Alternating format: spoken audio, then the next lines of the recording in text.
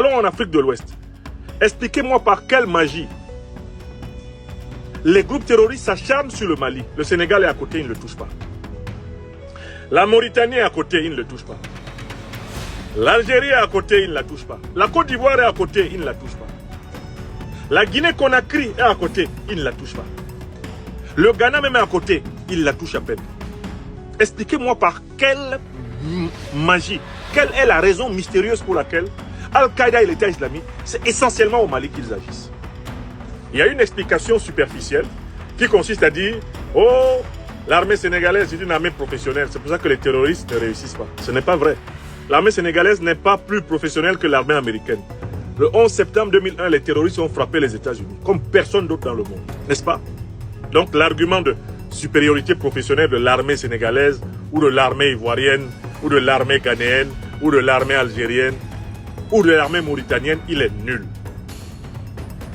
Pourquoi les terroristes se concentrent-ils sur le Burkina Faso et le Niger, comme sur le Mali? Parce que à la tête de ces pays, il y a des dirigeants qui ont refusé de continuer à céder et à abandonner les richesses de leur sous-sol aux puissances néocolonialistes occidentales et aux puissances impérialistes occidentales et moyen-orientales. Voilà l'explication. Alors, des pays comme le Nigeria, le Bénin, le Togo, le Cameroun, même la République démocratique du Congo, sont frappés de temps en temps pour leur rappeler de bien se soumettre. Parce qu'ils ont des dirigeants qui hésitent. Ils ont des dirigeants qui veulent essayer d'essayer autre chose. Donc, les attentats terroristes sont faits pour punir les pays qui ne se soumettent pas au néocolonialisme. Ils sont faits pour punir les pays qui ne se soumettent pas à l'impérialisme. Et ils sont faits pour faire des piqûres de rappel aux pays qui hésitent à se soumettre à l'impérialisme et au néocolonialisme. Je recommence l'explication. Si vous regardez la carte des attentats terroristes en Afrique, elle correspond à la carte des gouvernements et des peuples résistants. Les attentats et les attaques terroristes sont concentrés sur les pays qui ont refusé de se soumettre au diktat du Nord, au diktat du Moyen-Orient. Les pays qui ont dit « Nous fûmes pays de traite négrière, nous fûmes pays de colonisation, nous avons même été néocolonisés, mais maintenant c'est terminé. L'or de notre sol sera vendu au meilleur prix international. L'uranium de notre terre sera vendu au meilleur prix international. C'est nous qui allons encaisser, ce n'est pas quelqu'un d'autre. Le manganèse de notre pays sera vendu au meilleur prix international. Personne ne va nous imposer le prix de nos richesses.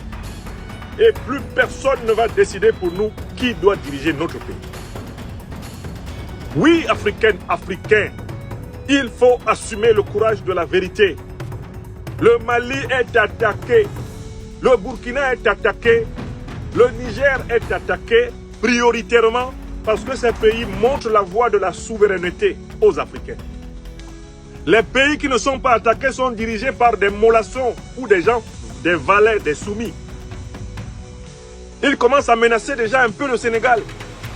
Ils ont dit au Sénégal, on a découvert du pétrole au Sénégal, donc le Sénégal pourrait être bientôt.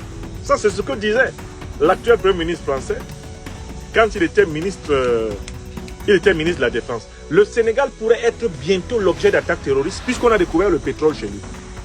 Le message in fine, c'est le Sénégal a intérêt à partager son pétrole d'abord avec nous. Sinon, il va lui arriver des choses. Un président de commission du Sénat français, Christian Cambon, a carrément dit que le Mali va regretter de s'être séparé brutalement de l'armée française. Le Mali va regretter. C'est-à-dire qu'il va y avoir des événements mais durs contre le Mali parce que le Mali a refusé d'être sous occupation militaire française. Christian Cambon l'a dit. Oui. Le Niger, quant à lui, vous avez vu l'acharnement avec lequel on a voulu imposer à la tête du Niger quelqu'un que les Nigériens ont déclaré persona non grata. On dit à un ambassadeur français, va chez toi. Son président lui dit, tu restes. On ne bouge pas. Non bougeara. Vous avez vu la crise qui est née de cette histoire. Histoire de vous dire que ce sont les pays qui ont refusé la vassalité, qui sont les pays sur lesquels les terroristes consacrent leurs coups et concentrent leurs coups.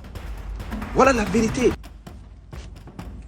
Dites-moi pourquoi les terroristes voudraient que l'alimentation en carburant du Mali ne soit pas possible. Alors qu'ils laissent le Sénégal avoir son alimentation en carburant. Ils laissent la Côte d'Ivoire avoir son alimentation en carburant. Ils laissent le Ghana avoir son alimentation en carburant. Hein? Ils laissent l'Algérie avoir son alimentation en carburant. La Mauritanie peut avoir son alimentation en carburant. Eux, ils peuvent avoir leur alimentation en carburant. Hein. Mais il ne faut pas que le Mali ait son carburant. Pourquoi les terroristes se concentrent là-bas? Parce que le président Assimi Goïta et ses compagnons ont dit, nous ne nous soumettons pas. C'est terminé. Le Mali, pays colonial, pays néocolonial, pays de traite négrière, c'est terminé. Nous affirmons le Mali courra, le Mali souverain. Est-ce que vous comprenez?